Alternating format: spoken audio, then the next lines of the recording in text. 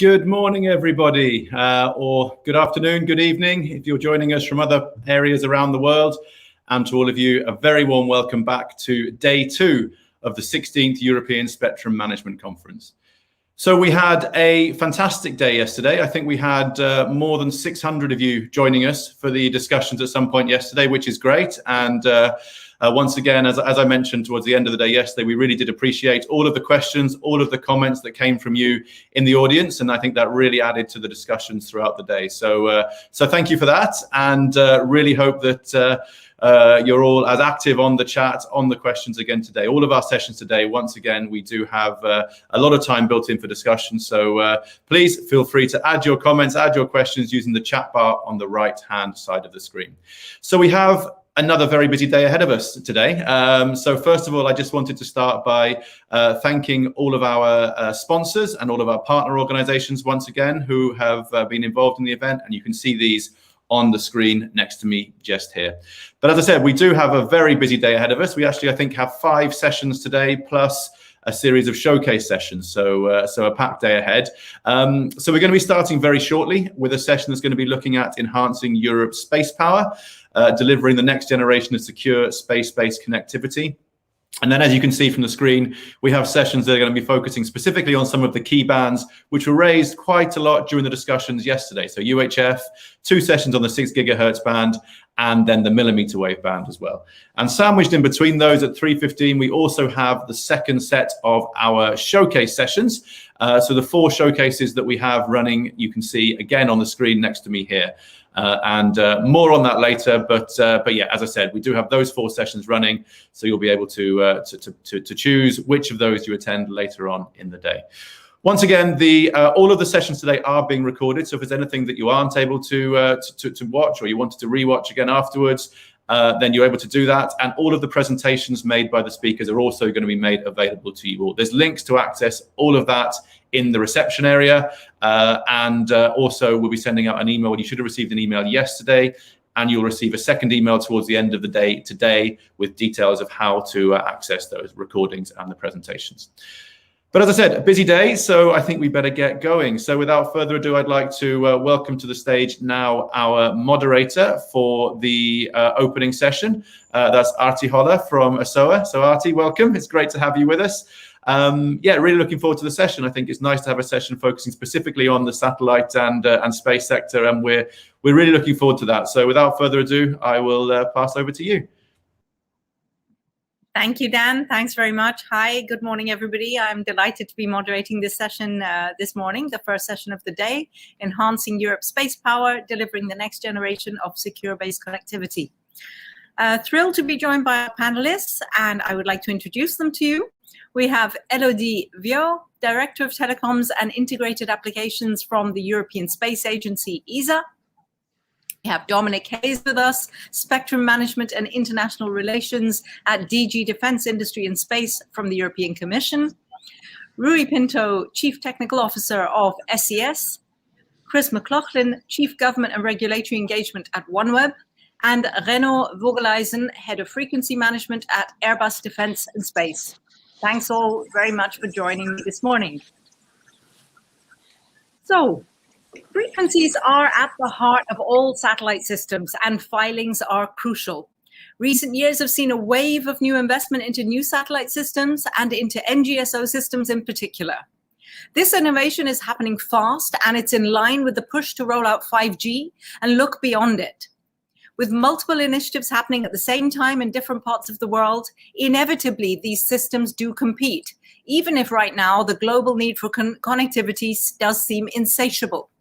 Is there room for all of them in terms of frequencies, filings, and priorities? Let's dive into a discussion with our speakers, and let me invite the audience to please post their comments and questions into the session chat, and we will try to get to them later. So I'm going to start by inviting Elodie from ESA to give us her perspective on what's happening in Europe right now. Elodie, I hand over to you.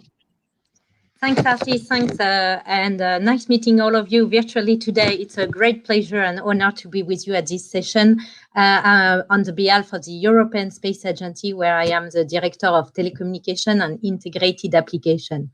Coming from the European space industry, I just would like to recall that the global commercial satellite market generates nowadays 220 billion, which of it is 100 billion is satellite services. So right now we are really having the space and the satellite industry, as you all may know, entering full speed in the digital economy, and the importance of the data being generated on Earth or in space is growing, is increasing, and this is reflected by the commercial sector going under a structural change, going from linear television to connectivity. Therefore, the connectivity does attract a lot of attention from the public and the private sectors. Data is becoming our electricity, and connectivity is our distribution network nowadays. It's opening also the possibility. It's not just constellations that are growing here and there. There is like a new service that are considered and being deployed. Well, so at the European Space Agency, our objective is dual. First of all, we are there to boost and support the European and also Canadian industry to deploy new system and new technology, boost this innovation and their competitiveness on the market, when we see also a lot of initiative triggered worldwide, being in the US or in Asia.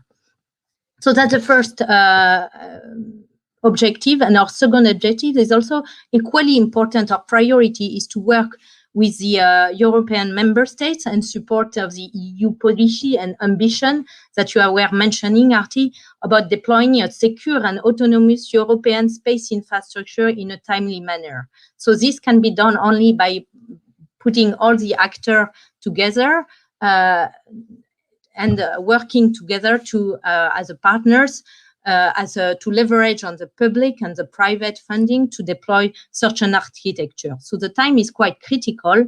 At ESA, we are supporting since quite some time now through 3 strategic program lines of my directorate. The first one is about 5G and 6G, that is very much with the industry, looking for partnership with the non-space sectors.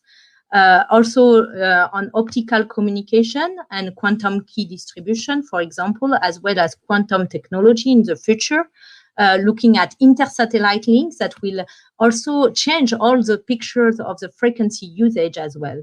And finally, we have an initiative that has started since our last ministerial and of the GovSatcom program that is done in collaboration with the European Commission, which is a safety and security system.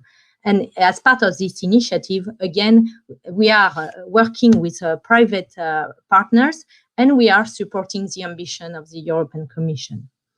So since I arrived a few months ago at the agency, now a couple of months ago, 6 months around, we are introducing also how to be at the tempo of the industry to be able to deploy some minimum viable product system, or to boost the innovation while also introducing the new space actors in the game. So we are looking at working with the mature players, but also looking at the newcomers that have innovative ideas and sometimes that are bring another look and another angle that can also link.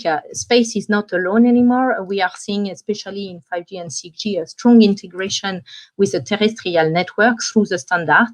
And we are looking and considering also in optical, it's we will talk for sure about the initiative for quantum distribution key. And in this aspect, again, it's not the space in isolation, but it's really the space and the ground segment that are taking an importance.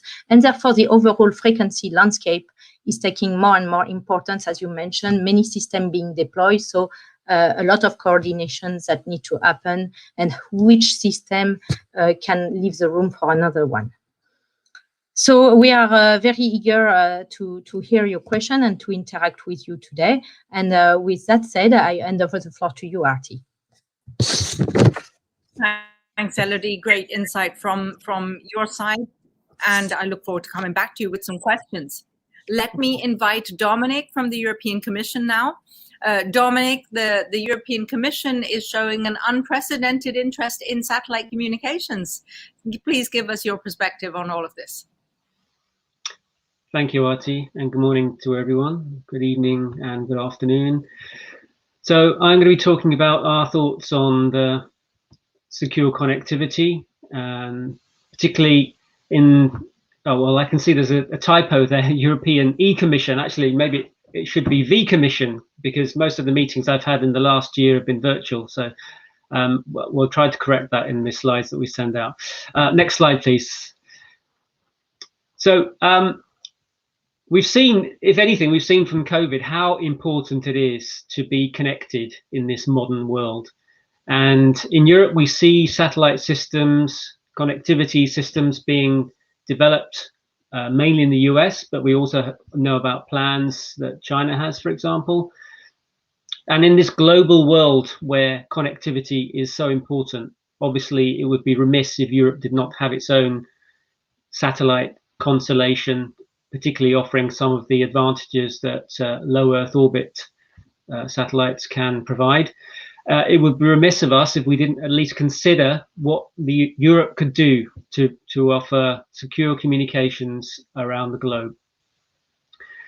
In some ways, we are now where we were prior to 2000 with Galileo. If you remember, back in the days before Galileo was an operational system, we had to rely on GPS and GLONASS.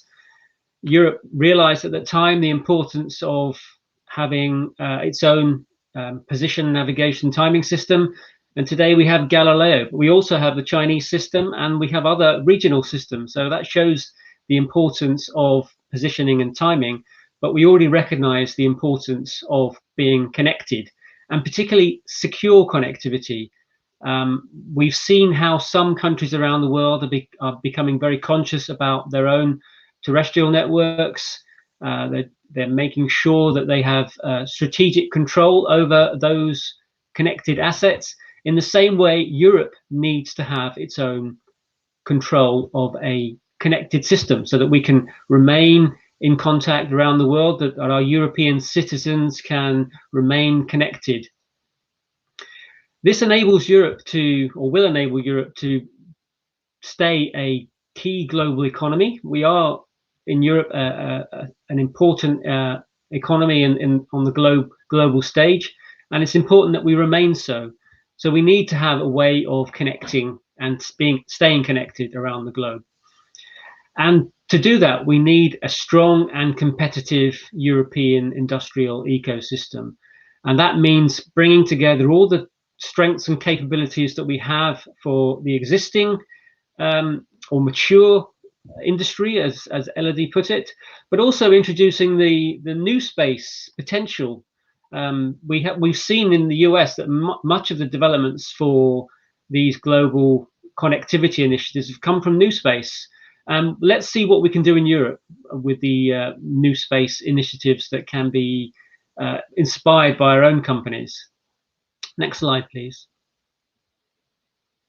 So here's a list of some of the services that potentially we could offer with the Europe's own secure connectivity initiative. So you can see on the left-hand side, there are a number of secure governmental services. I won't list them all, or I won't go through them all. And on the right-hand side, we have secure commercial services and the possible applications that could be enabled by a European secure connectivity system. You can see that 5G is listed, 5G and 6G is listed as one of the potential applications. We do see that as a real challenge to offer 5G direct to a handset. And so we're not planning to introduce that in the early constellation that we would deploy, but longer term, it's definitely an objective of our constellation. Next slide, please.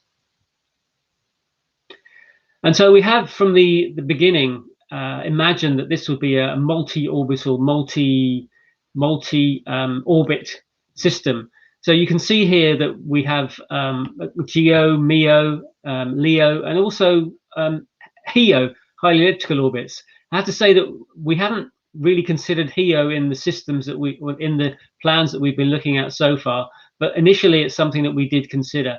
The other thing that's really important about this is that it shows the ground component, so a terrestrial component in Europe that can provide essentially the necessary infrastructure needed to support a quantum system. So we've talked about security, but the quantum we see as being really key to providing the secure elements of our constellation.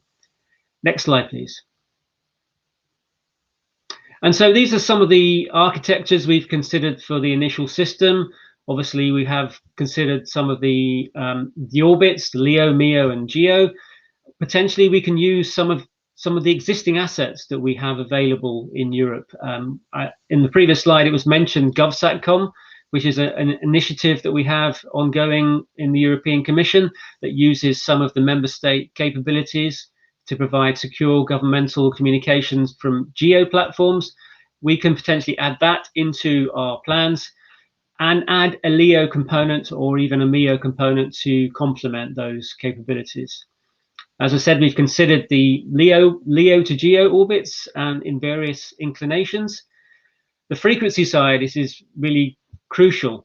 This is a spectrum management conference after all, and there are a number of frequencies that could be used for a satellite system. So we've been looking at the whole range of frequencies that are potentially available: L-band, S-band, Ku-band, Ka-band, QV-band, and I even heard W-band mentioned in a conference last week. Inter-satellite links, obviously an important part of providing a secure connectivity, and that will be crucial to Europe's efforts with its own system. It minimizes the need for ground infrastructure outside of the EU territory, but it will enable global connectivity. And I talked about secure connectivity. Quantum will be definitely part of our system as we move forward.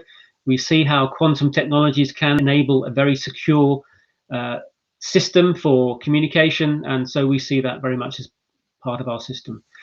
And in terms of coverage, well, the initial focus of the system will be the EU, obviously, but we also intend to offer coverage to Africa, ultimately global and including the polar regions, which are becoming ever more important. So I think that really sums up what we are looking at, and looking forward to some questions from you. Thank you. Thanks, Dominic. I'm also hearing W-band being mentioned more and more, so you're not alone on that one. Thank you for that perspective. It's really good to see the European Commission getting into all of this. And now I'm going to move to Rui. Rui from SES, Chief Technical Officer of SES. Rui, there you are. You know, if this goes ahead, if the European constellation goes ahead, then you will arguably be the first operator to actually be active across GEO, MEO, and LEO. Please give us your thoughts on what's happening right now. Thanks, Artie, and good morning to everyone. So, yeah, great topics, and let me provide you with a little bit of our thinking at SES on the third pillar, as Dominic described. So please, if you could move to the next slide. Even though I'm not good at marketing, I couldn't resist just having one slide, you know, reminding ourselves, you know, of the role SES has been playing in Europe. SES is the largest European commercial satellite operator. We created the satellite TV industry that is still dominant in many markets, despite the advance of streaming. You know, you look at Germany, Spain, Italy, the UK. We are the only commercial, still, non-GEO satellite operators network with our MEO constellation that was started by O3b. We have 20 satellites flying, and we are going to launch a new constellation that will complement the existing MEO constellation in 2021. So that just reminds all of us, and it's not only about SES, of course, that contrary to Galileo and a little bit Copernicus, there is a thriving European industry that addresses some of the use cases the Commission wants to address, and that private industry can complement and speed up the achievement of the objectives of the European Commission.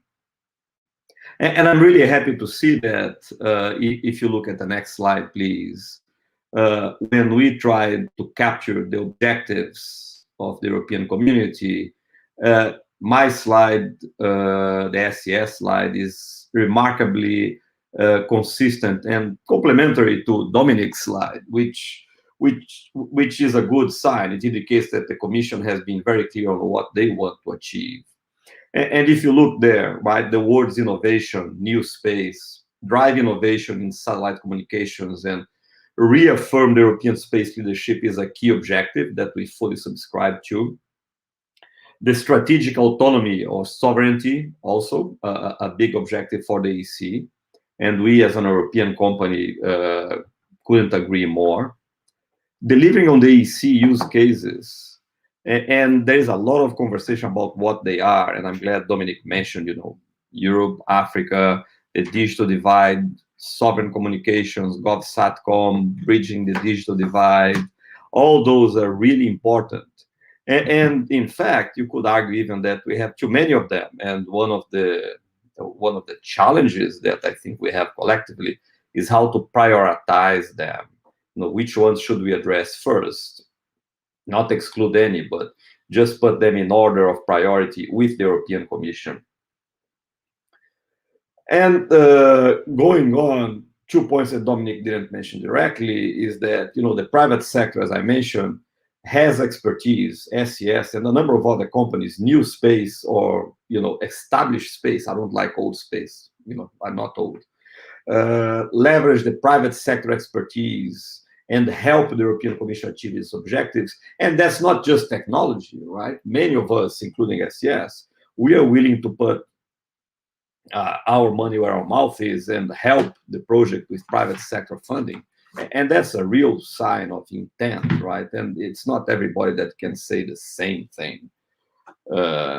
So this is really important, and I'm really pleased with the alignment that we see in the European industry and the European Commission. So what is our vision? If we move to the next and last slide, what is SES thinking? First, I think we all agree that orbits can be a little bit of a distraction for users, and a multi-orbit constellation is the best solution. We should suit the tool to the use case, to the customer, to the end user of the system. And we have use cases that are best served by GEO, by MEO, or by LEO indeed. So a multi-orbit constellation is not only something that we think we need, but also differentiates us from, other constellations being developed like Starlink. We should not be ashamed of mentioning Starlink or others, Lightspeed, OneWeb, and so on, that don't have a multi-orbit architecture. As I said, having a multi-orbit constellation that's integrated with a brain that allocates capacity as it's needed it allows us to optimize it for the applications, right? At the end of the day, we should serve the use cases that are being defined by the European Commission. Perhaps a little bit more controversially, we think that we should have a single frequency for the main use cases, not for all of them. There is a place for L-band, for example, which is, a lower frequency, which has a lot of penetration. There may be a place for S-band, which has been licensed across Europe. We may move for feeder links on QV band because of spectrum availability. I'm yet to believe in W-band, but its time will come. But we do believe that we should have a single frequency, in particular Ka-band frequency, because one thing that is less mentioned in all the panels and so on is the ground segment, is the cost of the user terminal. You can develop multi-frequency, user terminals in KU and KA, for example, but they are expensive. They are complex.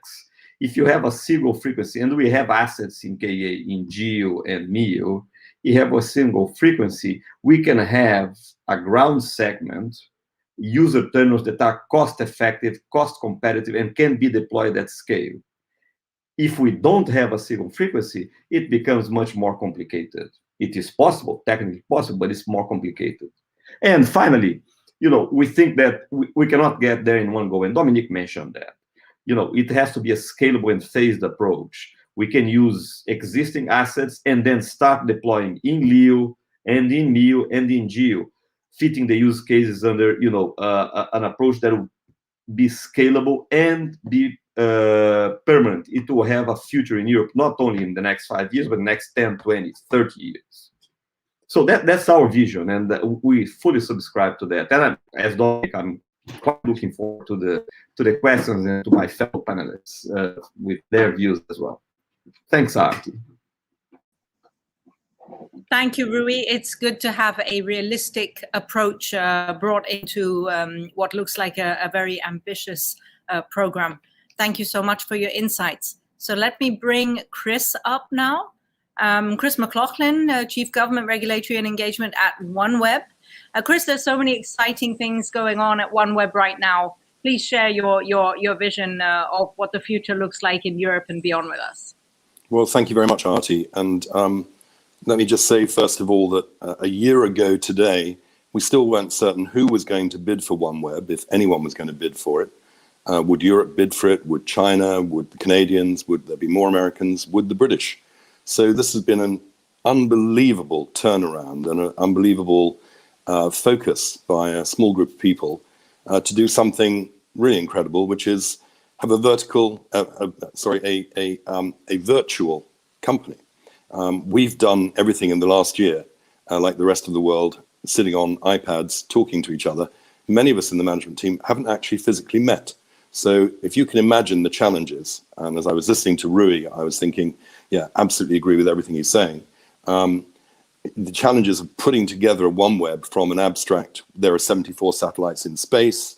Are you going to deorbit them? Are you going to find new buyers? Will you find a new home? To where we are today, which is we are over 200 satellites in space. We have another 36 on their way up. But let's just talk a little bit about the structure that we are now, rather than the history of where we came from. Having said that, of course, just to note that because we have a history, we have $3.4 billion already spent to develop and create what is now OneWeb, which through the Chapter 11 process, sadly, has gone away. But the company benefits extremely from that and has, as a result, extremely good economics. But may I have the first slide, please? So OneWeb at a glance is a very different creature. It began with a bid by Her Majesty's government and by Bharti Group last year in the end of July to try to secure the asset. And then between July and November, the process was gone through. And as a result, they each ended up owning approximately 45% each of OneWeb, with a residual number of other shareholders that stayed in as well. And I think the first observation I'd make is that OneWeb is an incredibly European project. The launchers are Ariane, and we are probably Ariane's biggest customer. And the satellites are Airbus. The reach of technology across Europe is extraordinary. So I would couch yes, we were bought by HMG and by Bharti last year, with a gradual arrival at other investors as well, with SoftBank returning, and we welcome them, and most recently Eutelsat. So I don't think we could have a more European player, apart from SES and Rui. We always welcome working closely with the big boys. To have a European mix. And I think into that mix as well, we should also note that we have so many European team members who are making a real difference to the project as a whole.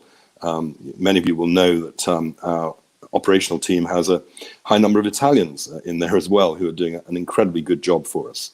And our launch cadence is monthly. There isn't another satellite operator in Europe that can say that they're doing that. We will launch the next one 30th/1st, about 4 a.m. London time on the 1st of July. And there are 2 more in August, and the number of launches continues on with the incredible support of Ariane and Airbus along the way. What are we trying to do? Well, we're trying to deliver a global network that fits in the LEO.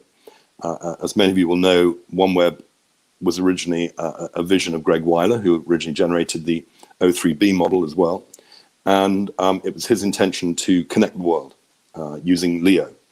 And we secured ITU spectrum priority. What does that mean? Well, it means in practice that anyone that comes after will have to coordinate with OneWeb. That includes our friends at Starlink as well. and obviously any Canadian or any others that come along the way, Amazon and others that may arrive as well. And so spectrum, as you're all agreeing today, is absolutely key to what Europe wants to do with the LEO and to where it's going to go. It may well be that OneWeb provides a quick and efficient route for Europe to add a LEO layer, as Rui so very cleverly pointed out, into the mix early as it evolves its own plans. And we stand absolutely ready to help in any way we can. We offer low latency, we offer a responsible approach to space, and we offer an opportunity to test the waters and to be in whilst using European operators. So Dominic, I've mentioned it before, we know the sensitivities, we understand all the issues, but we would welcome the chance to work both with you and, as we do, with ESA. We're trying, if I may have the next slide, we're trying to be on track for full global coverage by 2022. That is actually extraordinary. We're doing so with enormous support, and we're doing so building out the ground networks as well, and we have European presence again. And we are concentrating our efforts on first delivery by July, in fact, of the down to 50 degrees latitude, with the down to 22 into the first quarter of next year. So the momentum is there, the coverage is there, the technology is there. We like to think that Airbus has built a very good platform for us. And as you can imagine, we're already starting to think about the future. Most importantly, we are secure financially.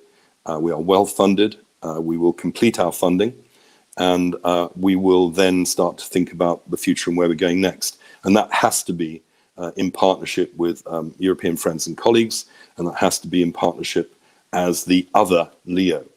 You could think of Starlink really as perhaps the US DoD's project, and perhaps you could think of OneWeb as a more pan-global project. May I have the next slide? So here you see the customer introduction line. You'll see that Russia currently isn't covered in the first coverage. The signals will be over Russia, but it takes a while to get the ground station network permissions, as you can imagine. We hope that we'll be able to serve, but at this stage we're not yet there. We will then begin the infill from the South Pole and also dropping down towards the equatorial. And we would be expecting full global coverage with just over a terabit of capacity available by the end of 2022. So 648 satellites, that includes the spares, 18 launches, very capable first-gen satellites, and approximately 42 ground stations with POPs, with the ability to encrypt. And perhaps most importantly, Gem1 is a bent pipe project. So for those looking to keep their data in their country, it's a very reassuring product. And we have no ISLs on Gem1. And we like to think that that provides an additional layer of coverage and comfort for people that are looking at whether they should have a LEO capability for their particular countries. May I have the slide, please? So we're about to say hello to the North Pole, slightly tongue-in-cheek. I wanted to have a polar bear on the nose cone, but I'm told that I wasn't allowed that by the engineers, as you can imagine, Rui. But we are very thrilled that we are on track insofar as we can ever preempt any launch, and very hopeful that by the beginning of July we're going to be able to say we've covered the poles and we've covered much of Europe. So really welcoming your questions, really stressing that we are a huge enthusiast for Europe, despite everything that's gone before, and that we are open and our spectrum is open to trying to work together. Thank you. Fabulous. Chris, thank you so much. It's amazing how much has happened in the last 12 months, and congratulations on all the progress that OneWeb has made. So we come back to you with some questions a bit later. Now I'm going to invite Renaud Vogeleisen from Airbus to come up. Of course, Airbus, you have been making, Renaud, you've made the satellites for OneWeb, you have manufactured satellites for the European operators, you have seen the different constellations in all their shapes and forms. So I'm looking forward to hearing your perspective on the current situation. Yeah, thank you, Artie, and hello to everyone. I am pleased to be part to this session and to share some Airbus thought on this topic. So next slide, please. So, like I'm not too good at marketing, but I will start my speech by recalling that Airbus plays a crucial role in EU space programs with major participation in the construction of Galileo, Copernicus, and EGNOS systems. Airbus is also largely involved in European Union connectivity initiatives. We lead a consortium to design the future European quantum communication network.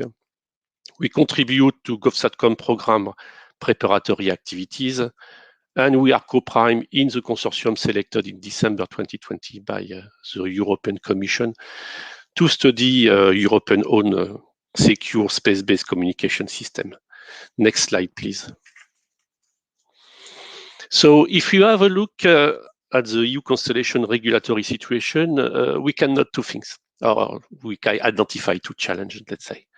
First of all, the access to spectrum for the EU constellation promise to be a difficult task or to be a challenge, especially for satellite broadband connectivity, but also for L and S band. Because why? Because several satellite constellations have high priority frequency rights, and especially in KU and KA, and some of them have started their deployment, and even some of them are in operation. I'm thinking about O3b.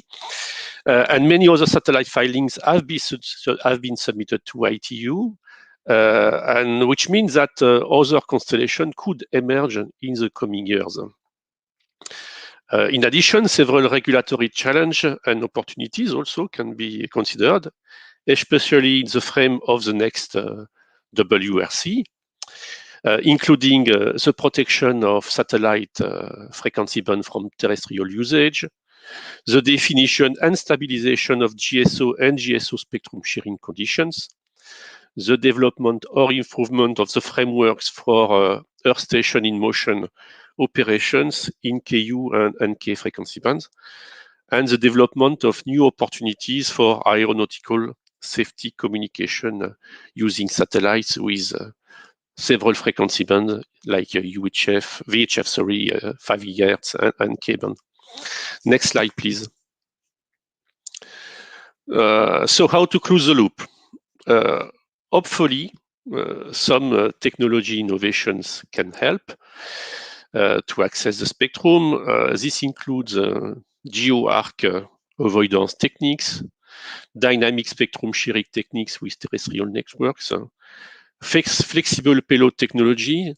I am in mind software-defined radio technologies, onboard processing, satellite active antennas. Laser communication can help also, for sure.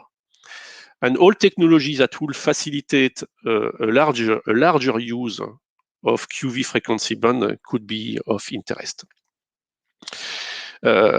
Improvement of regulatory certainty can also help.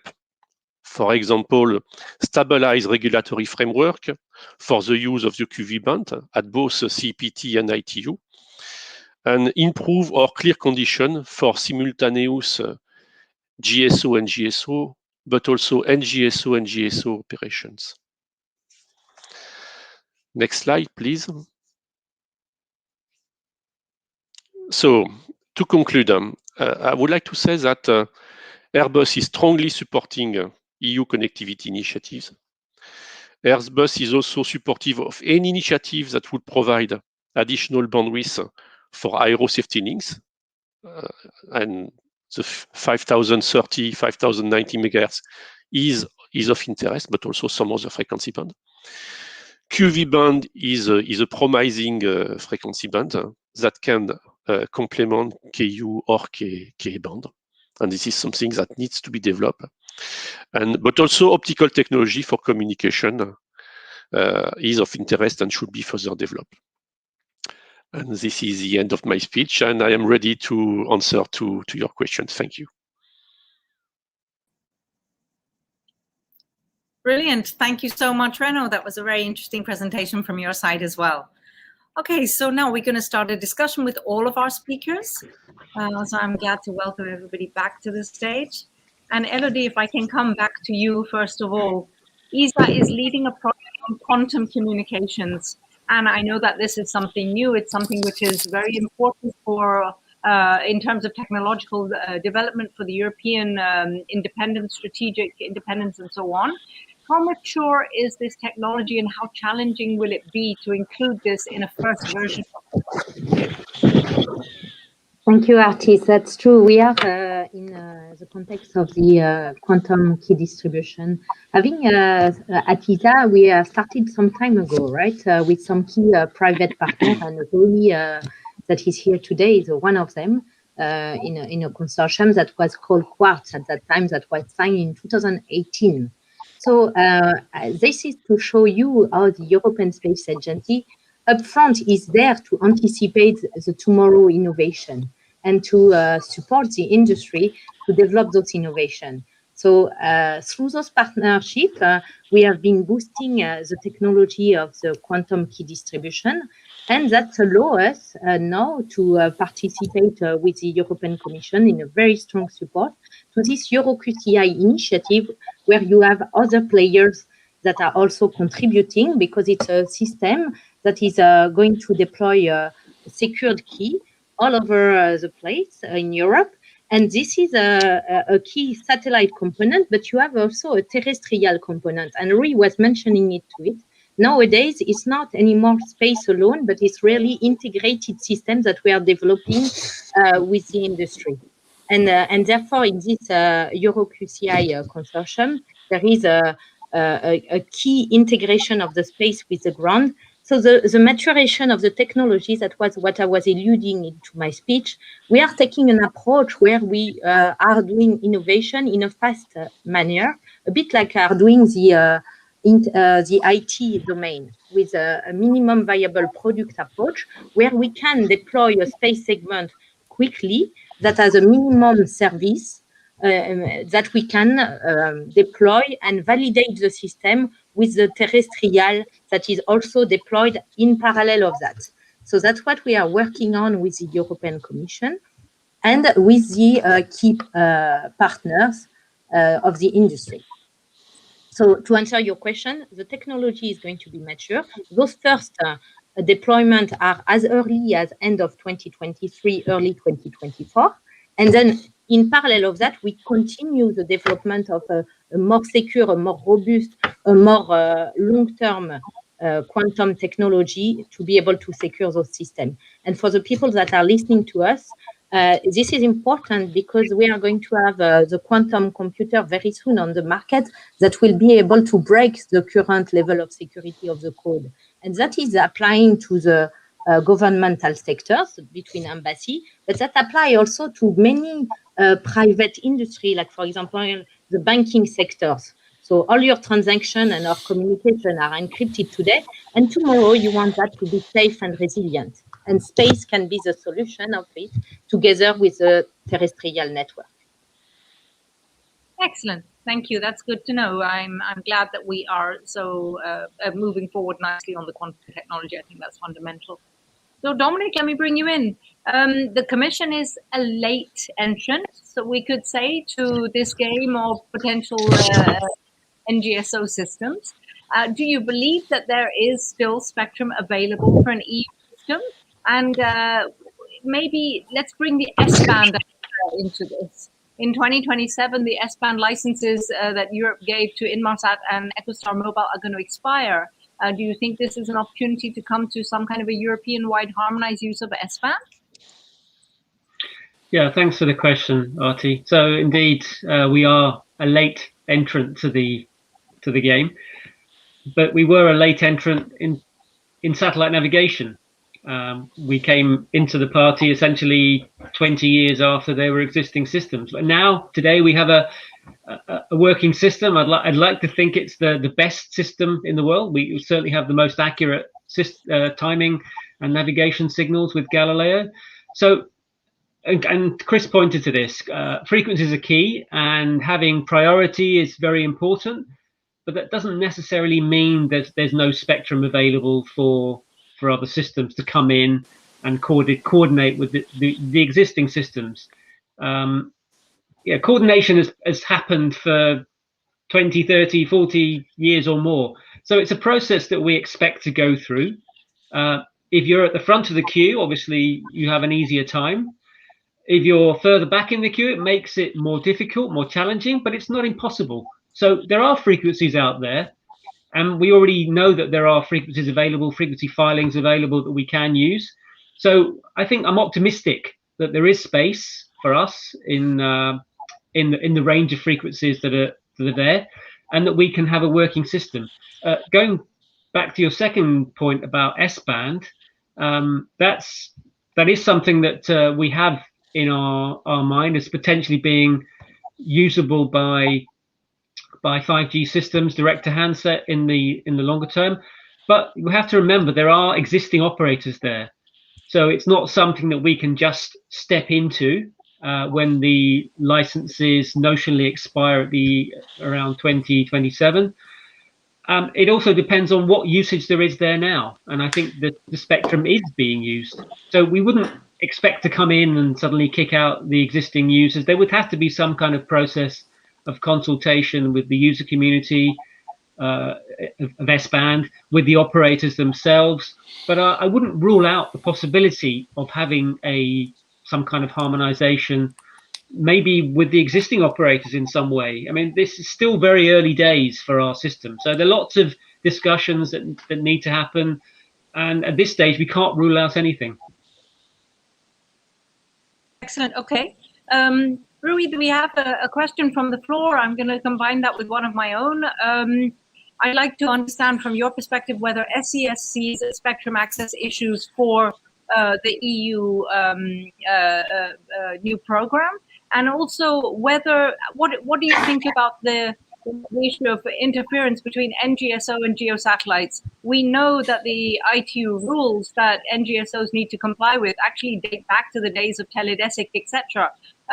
They would wholly inappropriate and fundamentally different from the systems that we're seeing coming on the market now. Can you comment on that? Thanks, Artie. Good questions. This is a really good topic, and let me try a little bit of also plain speaking in the panel, just to try to spice things up a little bit. First, on the issue of interference, I think Renault was good in pointing out that there are possible technology solutions, right? You turn off LEOs as they go through GEOs and so on.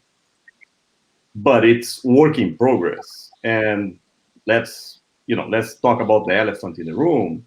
If Starlink deploys 40,000 satellites, it's going to be a hell of a technology challenge, certainly in KU, to protect geostationary satellites from NGSOs. It is possible, but it's not going to be easy. It's not a walk in the park. So that's on the first question. On the second question, we hear a lot about ITU priority. Right? And the ITU regime that we have in place with the national administrations has worked well for GEOs and even for MEOs as well. It's a well-established system. However, I don't think it works well for LEOs. Let's just take a look at what is happening. Starlink is deploying at pace. OneWeb is following, right? Other constellations will follow. They don't seem to be very concerned about ITU priority. You look at what is happening with our friends across the pond in the FCC. The FCC is famously not that worried about ITU priority either. What Starlink is doing is going for market access and national priority. And, Starlink has access to the German market, has access to the UK market. They are getting licensed all across Europe, and they will deploy at pace. And quite frankly, they are not even talking about ITU priority. any of the operators that tries to have, a meeting with Starlink about ITU priority, it's a hard job. They are, they just put that at the bottom of their priority list. What does that mean? That means, I think, that Europe should change its approach to LEO licensing. It should not be on a national basis, first come, first serve. That is not going to work.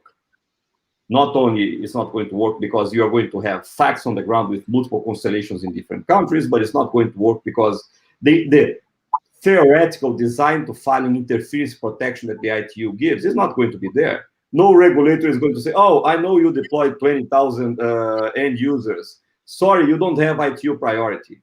That is going to be tough in practice.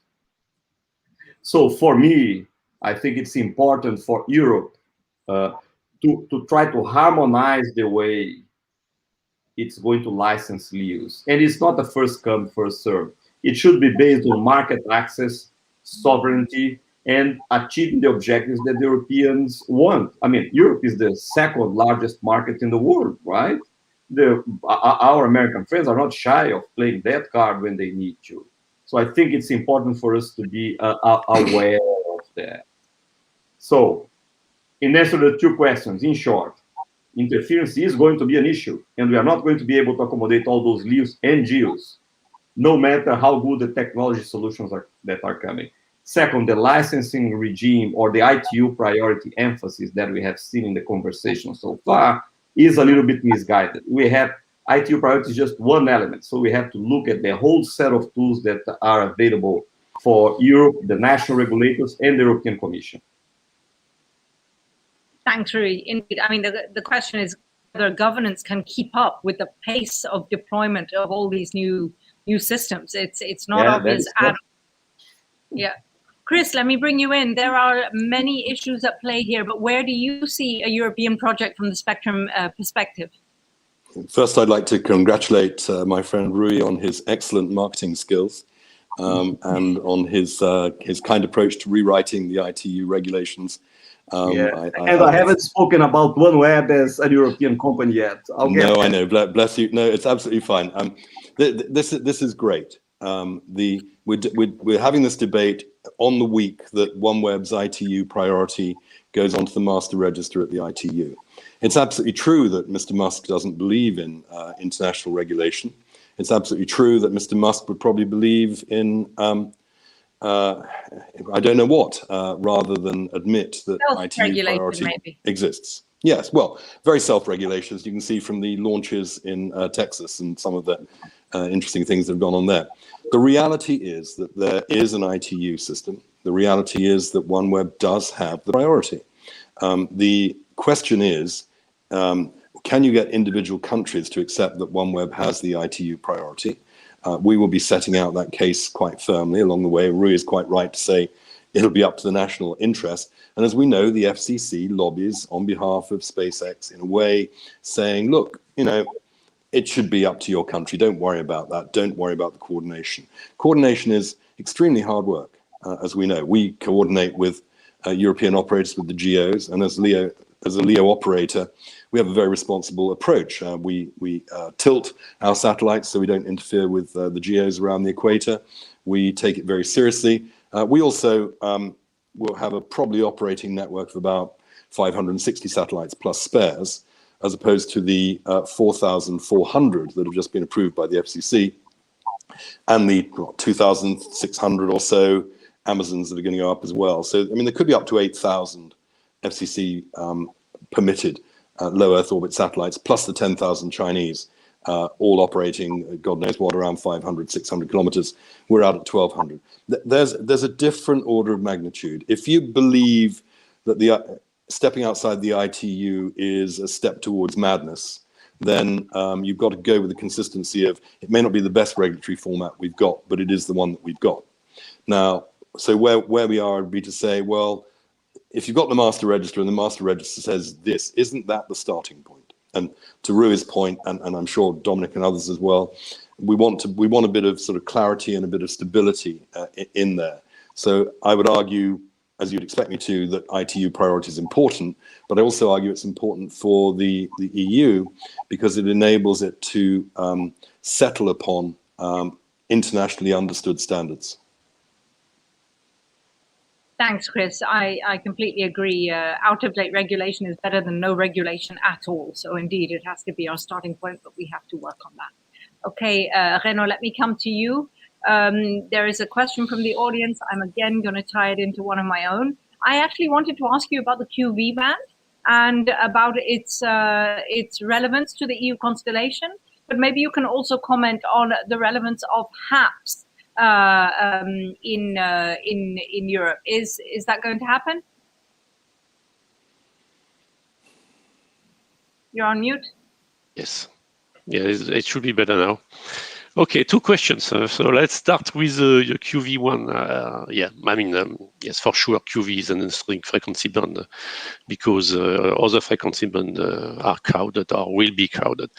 But it is a difficult frequency band. You know that this frequency band is subject to rain attenuation. This is something that is well known. Attenuation is for this frequency band is more than in K, but it is now a characterized phenomena, I would say. So we know where we are, and there are a lot of solutions to moderate the impact of this rain attenuation.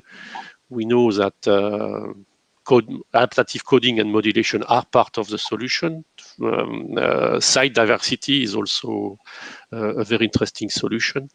And something that could be intelligent to do is to place Earth station in areas where, in dry areas, let's say. That's a good way to avoid the rain attenuation. So you will tell me that it is a little bit difficult to select where you want to place your Earth station, but for feeder links, it is something that we could consider. So yes, for sure, there are a lot of things to do in QV. The technology is emerging, I would say. So it's starting. We had to work with ESA and with others to develop this technology. On the user side, we talk about the feeder links. On the user side, I will also mention that it might be for the future. It is not for tomorrow, but for 10 days from now or 15 days from now, we can see if it could be interesting to develop this technology on the user side, perhaps for aircraft application, for connectivity. So we are above the cloud. So this is also a situation where we should not suffer too much from the rain attenuation. So yes, definitively there is a lot of things to do, and it is a band of interest. Now, having a look to the second question, which is about HAPS. I must say that I'm not the best to answer to that question. I will try, but I would like to be a little bit cautious in my answer. So I have been aware of many use cases regarding HAPS, Earth observation, connectivity, mobile communication on board, from mobile base station on board HAPS. So there are many use cases. To be honest, I never heard about aviation-specific use case. It does not mean that it does not exist, but I'm not aware. But in any case, apps is emerging technology. It's emerging these services. It's something new that is not mature, that is coming, and I'm sure that we will see many use cases when the technology will be more mature, when we will started to deploy real things and real services. And okay, I think I cannot say more on that topic. Thank you, Artie. No, thanks for that. Elodie, I'm going to come back to you. I know it's a Spectrum conference, but let's just look to the service side for a second. We know that Commissioner Breton is also trying to encourage new space companies to get involved. But how does ESA see the relation between those new space companies which are trying to put an IoT service in the market and a possible IoT service offered by an EU constellation? Can you comment on that? Yes, Artie. So I think it's very complementary. So what we have is that we are initiated additional with the European Commission, and Dominique will be better placed to talk about it fully as they're leading this initiative, and we are providing our ESA expertise on dealing with the new space in overall. So we are asking them to contribute and to bring forward disruptive ideas and additional ideas to be able to embark new IoT services. So, for example, we can have those integrated services to be embarked as well, and there is no contradiction with what it is. You just ask the question in a different order than what I was prepared, so that's why I'm a bit puzzled right now. But basically, yes, we are looking at, for example, having new services of IoT for some governmental purposes that can be very well complemented by some IoT services that are commercial purposes. So in a short, we see that as very complementary initiative, and that's where we are embarking to this endeavor with the European Commission. Brilliant, thank you. Yes, I'm sorry, I know we have a lot of interesting questions, but we're not going to have time to get to all of them. So I have to but Dominic, let me come back to you. Can you, where is the Commission with the ITU filings? I mean, obviously, as an entity, you're not going to make one of your own, but what is your perspective on that? Where do you think that's going to go? Can you count on private operators to support on that? Yeah, that's a good question. And filing is obviously key to providing access to frequencies. For the governmental side of the project, we have already identified a filing that could be used for governmental type services. On the commercial side, we've also identified filings that are potentially offering us a very good level of access to frequencies. Obviously, in LEO orbit, you need to have to have a low latency. You need to have a LEO orbit, but we need to also look at the market, and in terms of what critical applications require LEO orbit. We already have access to frequencies in GEO, and also there are some available in MEO. Maybe that offers enough in terms of latency that to meet the demand from our potential users. Maybe there's a small element that will need this very low latency requirement that is especially offered by LEO orbits. So on the filing side, yes, I think we have access to the filings that we need. Obviously, it's still very early stages for the project. We don't even have a name. We don't have funding yet. That's something we will discuss with member states in the coming month and year. And maybe if I can divert the question to timelines. So funding is obviously key. In terms of offering service, we could offer an initial service based upon existing capabilities in GEO and maybe MEO from around 2024, and maybe looking towards the end of the decade for a full operational capability, if you like. So sorry if I diverted you from the initial question, but I think I said all I can say on the filing side. No, that's absolutely fine. And actually, it's a nice segue into the next question. I'm going to bring that to Rui. Rui, we want to talk about the role of satellites in 5G or even 6G. I would note that when we look at the 6G research vision papers from the University of Oulu in Finland, we see that they recognize satellite from the get-go. Where do you see the role of satellite in 5G or even 6G? Thanks, Artie. And satellite has tried to be interoperable with 3G and 4G in the past. And I think we as an industry have done a reasonable job of moving from being interoperable to being complementary. I don't think satellite will ever compete head-to-head in terms of latency and capacity with 5G or 6G constellations.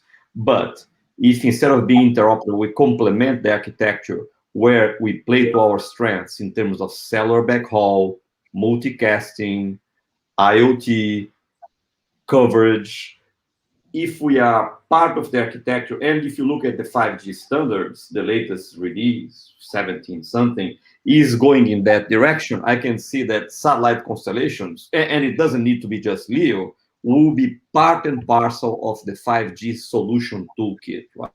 They're not just an add-on that somebody forgot and was added later in the game.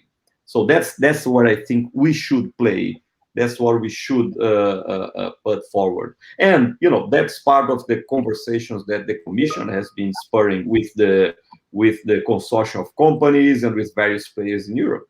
It makes sense. And again, I mentioned a staged approach. This has to be done in stages. It's not going to happen tomorrow. You cannot just decree that and it just happens.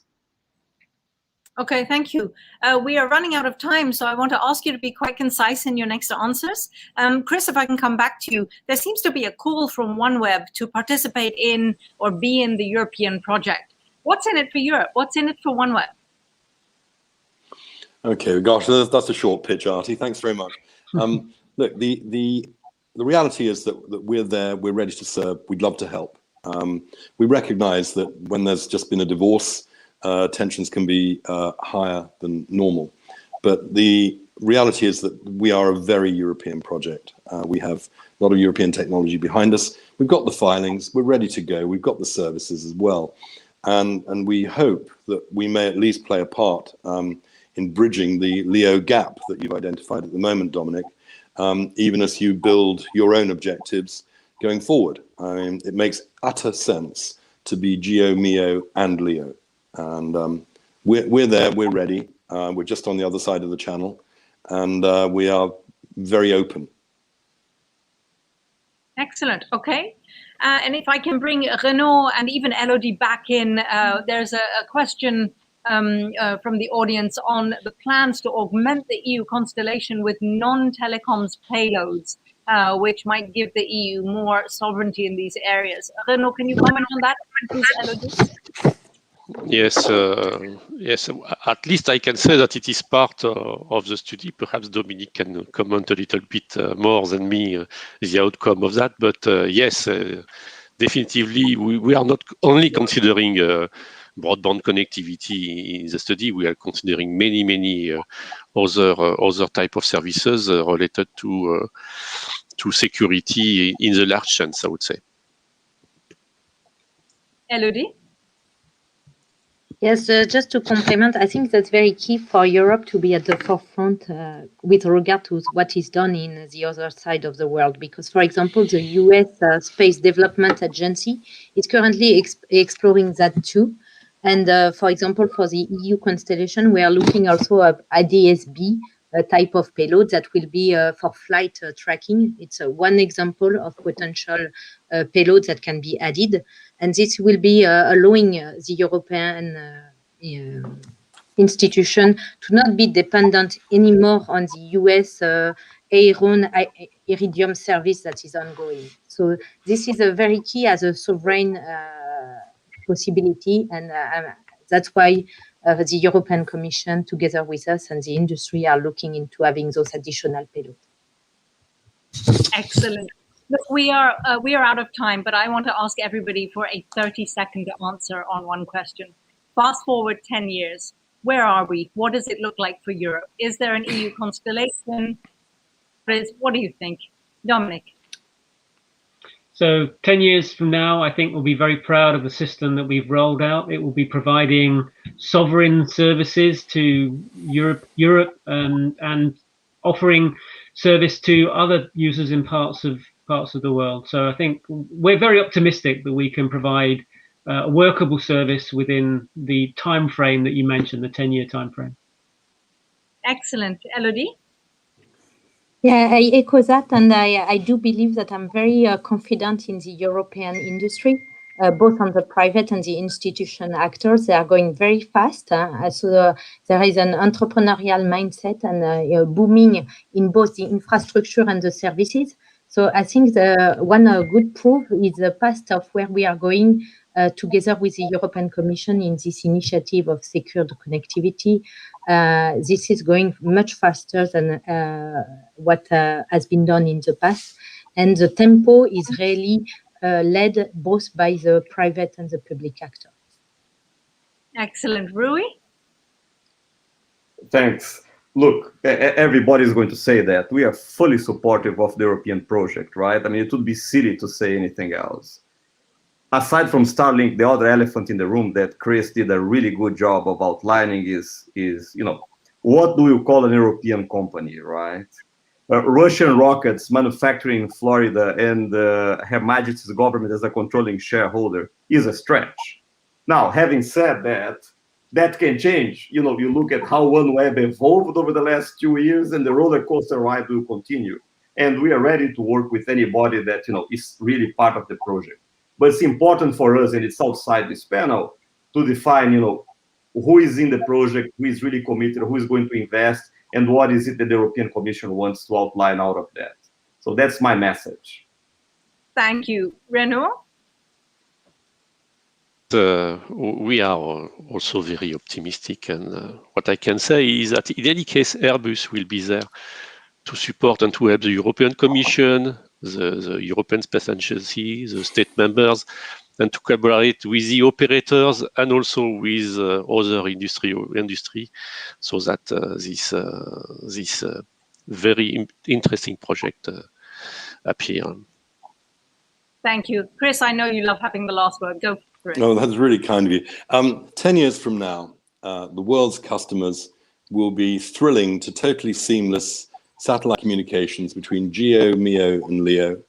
They will have long lost interest, if they ever had any, in the little subdivides of our industry. We'll be connected up with the ground telecoms networks as well as part of the backhaul. And we'll all be wondering from our gardens how anyone ever thought that parts of the world shouldn't be connected. We're all engaged in a very exciting time, and we're turning an obscure thing called spectrum into a life-changing service. So I think we can all be massively proud on what's going on. A very confident and positive conclusion to the session. I thank you all very, very much. I thank the participants for their questions. And let's hope that when we come back next year, we will actually be talking about significant progress from where we are today. Thanks, everybody.